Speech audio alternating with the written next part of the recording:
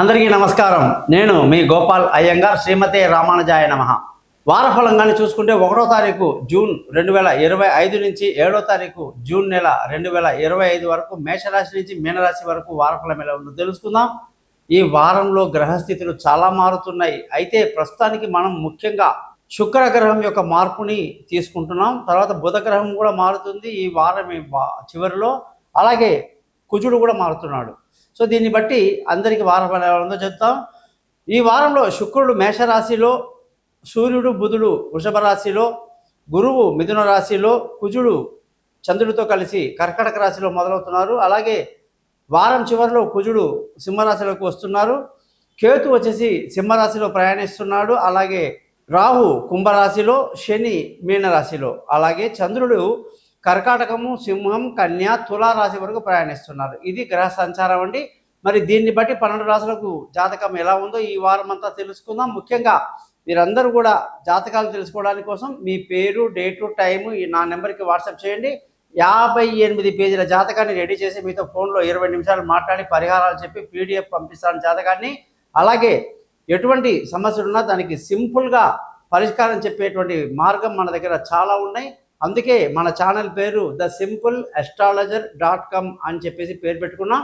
అలాగే శ్రీనివాస జ్యోతిష్య నిలయం అని చెప్పేసి ఫేస్బుక్లో మన పేజ్ ఉందండి. అది కూడా మీరు దయచేసి చూడండి, లైక్ చేయండి. ఈ ఛానల్ని సబ్స్క్రైబ్ చేస్తారని ఆశిస్తూ, అలాగే జ్యోతిషపరంగా ఎటువంటి సందేహాలు ఉన్నా కూడా నన్ను కాంటాక్ట్ చేస్తారని ఆశిస్తూ, ఈ వారం చివరిలో కుజగ్రహం యొక్క మార్పు, బుధగ్రహం యొక్క మార్పుని లెక్కలోకి తీసుకోకుండా సూర్యుని యొక్క మార్పుని తీసుకొని చెప్తున్నాను. నమస్కారం. గోపాల్ అయ్యంగార్.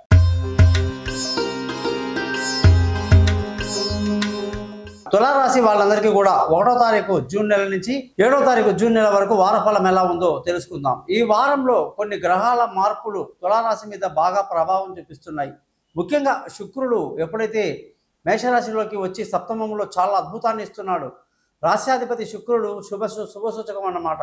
అన్ని విందులు వినోదాల్లో పాల్గొనడం, ఆనందంగా గడపడం, సంతోషంగా ఉండడం, పాజిటివ్ ఎనర్జీ, కుటుంబంలో చక్కటి ఆనందకరమైన వాతావరణం అంతా కూడా శుక్రుడు కల్పిస్తున్నాడు తులారాశికి. అలాగే ఈ రాశి వాళ్ళకి ధన ఆదాయాన్ని ఇచ్చేటువంటి కుజుడు బ్రహ్మాండంగా ఉండి ఆఖరిలో సింహరాశిలోకి వస్తున్నాడు.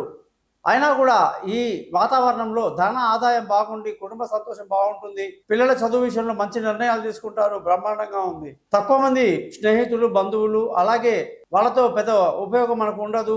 మానసిక స్థైర్యాన్ని బాగా కలిగి ముందుకెళ్లాల్సి ఉంటుంది. విలువైన ఆస్తులు కూడా పెట్టుకోవడానికి మంచి సమయం బాగుంది. తల్లి ఆరోగ్యం పట్ల కొంత శ్రద్ధ వహించాల్సి ఉంటుంది. విలువైన వస్తువులు సంపాదించుకుంటారు. పిల్లల యొక్క ఆరోగ్యం, వాళ్ళ విదేశీయానాలు, దూర ప్రయాణాలు చక్కగా ప్లాన్ చేసుకోవాలి.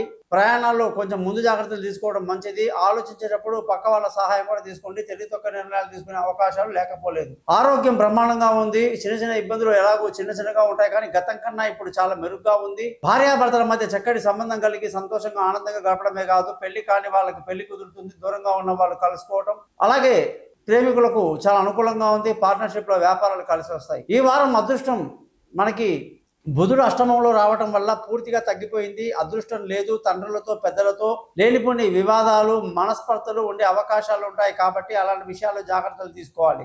ఉద్యోగంలో ప్రమోషన్లు, ఇంక్రిమెంట్లు, పై అధికారుల ప్రశంసలు, చక్కటి భవిష్యత్తు కనిపిస్తూ ఉంది. ఉద్యోగం లేని వాళ్ళకి ఉద్యోగం వస్తుంది, శుభవార్తలు అందుకుంటారు. వ్యాపార పరంగా అష్టమ సూర్యుడు వ్యాపారంలో బాగా దెబ్బతీస్తాడు. వ్యాపారం చాలా జాగ్రత్తగా చేసుకోవాలి, లేదా అనేక ఇబ్బందులు, నష్టాలకు గురే అవకాశాలు లేకపోలేదు.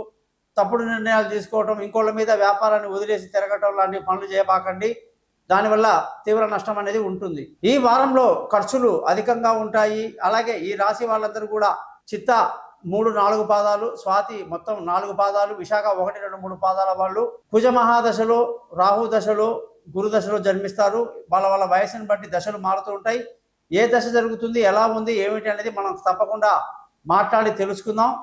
తులారాశి వాళ్ళు శుక్రుడు ఆధిపత్యం వహిస్తున్న రాశి కాబట్టి చక్కగా శుక్ర మంత్రాలు, లక్ష్మీదేవి గుడికి వెళ్ళటం, అనేక రకాలుగా శుక్ర మంత్రాన్ని జపం చేసుకోవడం చాలా మంచిదని చెప్పి తెలియజేస్తూ, ఈ ఛానల్ని సబ్స్క్రైబ్ చేయడం మీ బాధ్యత. మీ జాతకం తెలుసుకోవడానికి కోసం నన్ను కాంటాక్ట్ చేయండి. thesimple.astrologer.com అంటే మీ ప్రాబ్లమ్ని చాలా సింపుల్గా పరిష్కరింపజేసేటువంటి కార్యాలయం కాబట్టి ఖచ్చితంగా మీరందరూ కూడా నన్ను సపోర్ట్ చేస్తారని ఆశిస్తూ మీ సెలవు తీసుకుంటారంటే మీ గోపాలయ్య గారు.